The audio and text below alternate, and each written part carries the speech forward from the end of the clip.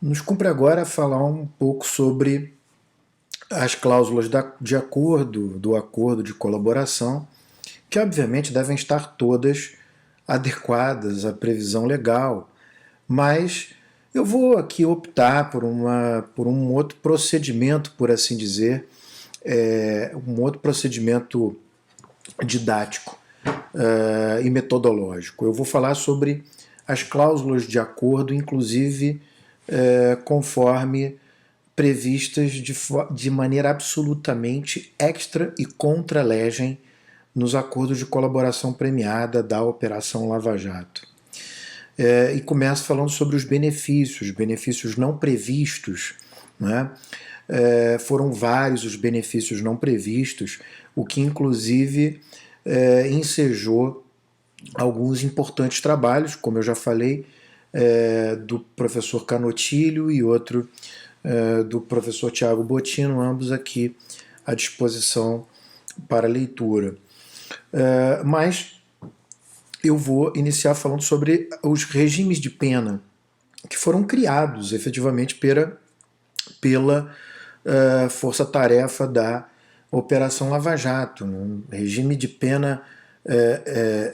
pena fechado diferenciado, semiaberto diferenciado, domiciliar, semiaberto domiciliar diferenciado, regimes que na verdade sequer existem na lei e que foram criados pela própria Operação Lava Jato. Alguns acordos estabeleciam inclusive formas de cumprimento que ignoravam por completo as regras legais sobre progressão de regime. Um exemplo muito vivo, muito inclusive caricato disso é o acordo de colaboração do Alberto Youssef. Vale registrar que esse acordo é muito diferente, ele estabelece uma pena de 30 anos, né? Mas que vai ser cumprida por não mais do que 5 anos e não menos do que 3 em regime fechado.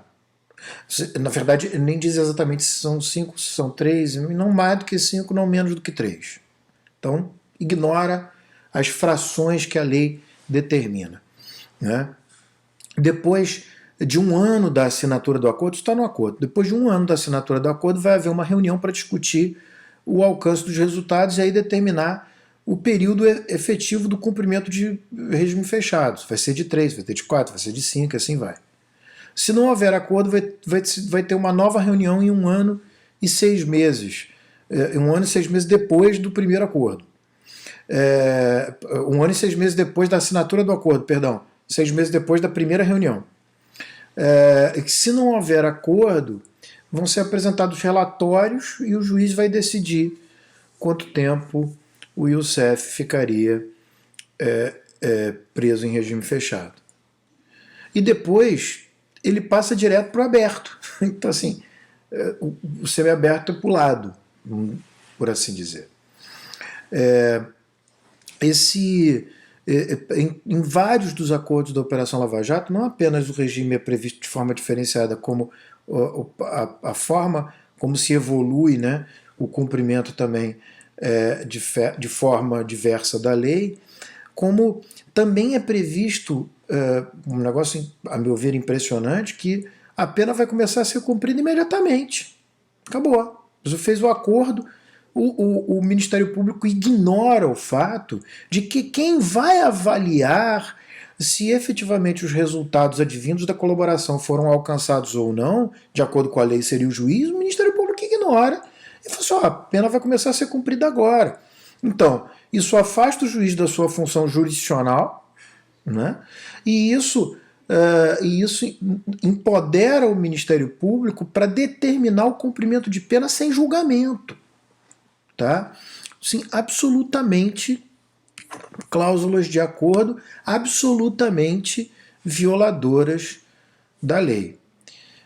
Muitas cláusulas de acordo dispõem sobre bens, né? Então, por exemplo, mais uma vez, no caso do Youssef, ele perderia os bens, porém, tinham alguns bens que podiam ser usados pelas suas filhas, ou seja, uma cláusula de acordo em que se reconhece que os bens têm origem ilícita, que eles serão perdidos, mas que os bens de origem ilícita vão ser usufruídos, não vai ser usufruto das filhas do colaborador. Né? Estranhíssimo, né? Havia cláusulas em que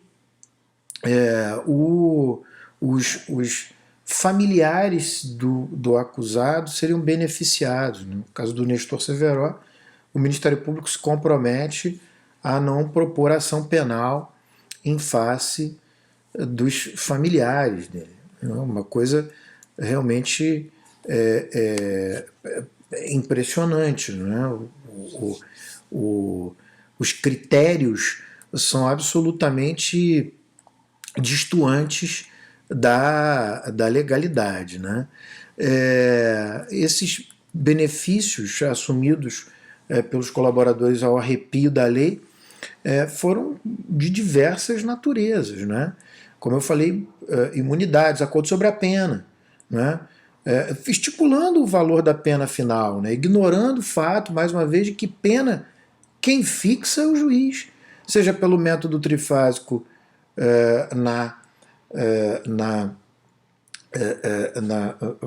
no caso de pena privativa de liberdade, o que é ignorado por a maior parte dos acordos de colaboração da Operação Lava Jato, em que fica determinado qual é o total de pena, como pelo método bifásico no caso de pena de multa, em que também fica absolutamente ignorado e no acordo já se fixa o valor da pena de multa. Né? Em alguns casos, os benefícios abrangem persecuções distintas daquelas que, aliás, eu diria que na maior parte dos casos atingem persecuções criminais distintas daquela em que está sendo celebrada uma colaboração. Em alguns casos é previsto que a prescrição fica suspensa por 10 anos e depois não se fala mais nisso, né? Em fatos posteriores, fatos diversos. Então, são cláusulas de acordo que não tem nenhum amparo legal. Isso pode ser observado em diversos casos na Operação Lava Jato. Eu dei apenas alguns exemplos aqui. Né? Eu havia falado do Youssef quanto à fixação da pena, a forma de cumprimento, do Severo quanto o acordo de imunidade quanto aos familiares, mas podemos também falar sobre os acordos de cumprimento imediato de pena, que é o caso do Carlos Emanuel de Carvalho Miranda, por exemplo. Foram vários, vários exemplos. Vocês podem encontrar esses acordos de colaboração pela internet, né? Não tem muita dificuldade. Enfim. Bom, além dos benefícios, né, há várias renúncias. A renúncia do direito de não autoincriminação, ela está inclusive prevista na própria Lei 12.850 e ela goza de uma certa lógica, porque se o sujeito vai falar, ele não pode se reservar o direito ao silêncio e ele deve falar a verdade. Então, é admitido. Mas a renúncia do direito de acesso à justiça, que constou de diversos acordos da Operação Lava Jato, a renúncia ao direito de recorrer, isso foi considerado pelo Supremo Tribunal Federal como violador da Constituição, a tal ponto que a Lei 13.964 inviabilizou essa prática. Né? Ela não admitiu mais que fosse renunciado o direito ao recurso. Né? De uma forma geral, o Supremo entendia que era preciso garantir o direito ao recurso, especialmente nos recursos a respeito do próprio acordo, né? Do cumprimento do acordo, das cláusulas do acordo, e assim vai. Quanto às obrigações assumidas pelo colaborador, é preciso que conste as cláusulas de resultados esperados, porque é a partir dali que o juiz vai determinar se de fato os resultados foram alcançados e o colaborador vai fazer jus aos benefícios, mas há algumas cláusulas que são no mínimo estranhas e que obviamente violam a lei. Por exemplo, a cláusula de que o colaborador vai fornecer provas indefinidamente. Não é? Veja, é uma aceitação de colaboração permanente e genérica sobre qualquer fato. Como isso pode? Não é? Mas isso está lá. Outra coisa interessantíssima, mas um tanto estranha também, é a obrigatoriedade assumida por alguns colaboradores de fornecer documentos que estão em posse de terceiros. Ora, como alguém pode assumir a obrigação de fornecer documentos em posse de terceiros? Ele vai fazer o quê? Ele vai furtar o documento? Não faz o menor sentido, mas isso lá está. Em alguns casos é arrefecida pela ideia de que se o sujeito não puder entregar, vai fornecer elementos para que o Ministério Público possa obter, como por exemplo pedir uma busca e apreensão. Tá? Não é? Há previsões de que o colaborador ele deva permanecer e atuar indefinidamente todas as vezes que for chamado pelo Ministério Público ou pela polícia para colaborar com uma espécie de consultoria para os experts, para os peritos. Ele vira uma espécie de assistente técnico da acusação. Não é? Há também cláusulas que claramente tentam validar provas ilícitas, como, por exemplo, permitir o acesso à conversa do colaborador com seu defensor. Ora, mas isso é ilícito, porque a conversa com o defensor é inacessível, e o defensor tem o direito de ter as suas conversas indevassadas, sigilosas, mas isso lá está. Há ainda, inacreditável, cláusulas, como a caso do Cerveró também, que o obrigam, na verdade ele assume a obrigação de obter uma espécie de colaboração em massa de várias pessoas.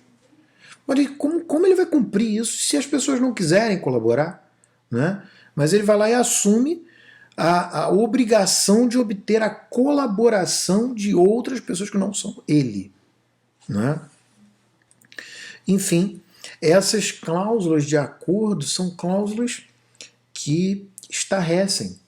Elas violam completamente a lei, elas criam uma colaboração premiada que não está prevista na lei. O que mais estarrece é que tudo isso foi homologado.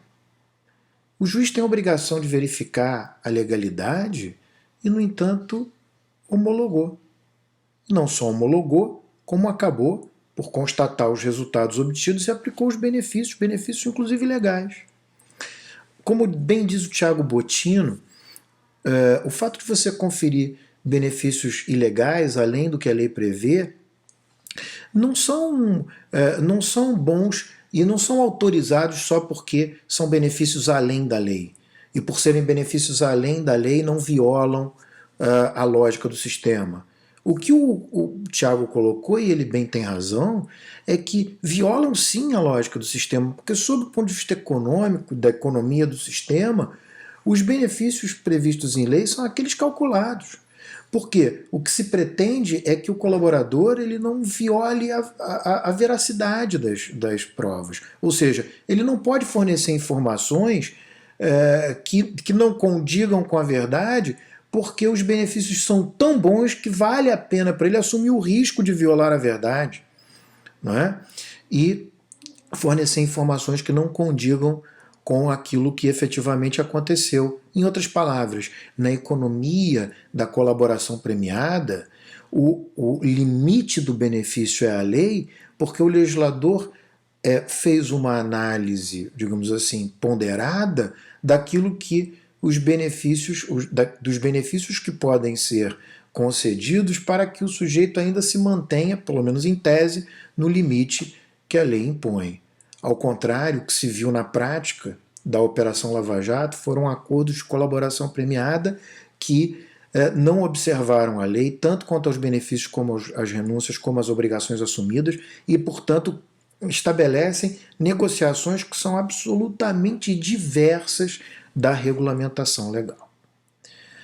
Enfim, nesse sentido, a ideia de teoria dos jogos se insere mais uma vez. Porque é a partir da compreensão das táticas existentes, que na verdade deixam de ser as táticas possíveis por lei, que nós analisamos os dopings processuais. Ou seja, o quanto os órgãos de persecução celebrantes de acordo de colaboração ultrapassam os limites do fair play. E, portanto, é importante rediscutir isso, é importante ter em vista isso para uma boa atuação, a atuação de um bom jogador processual.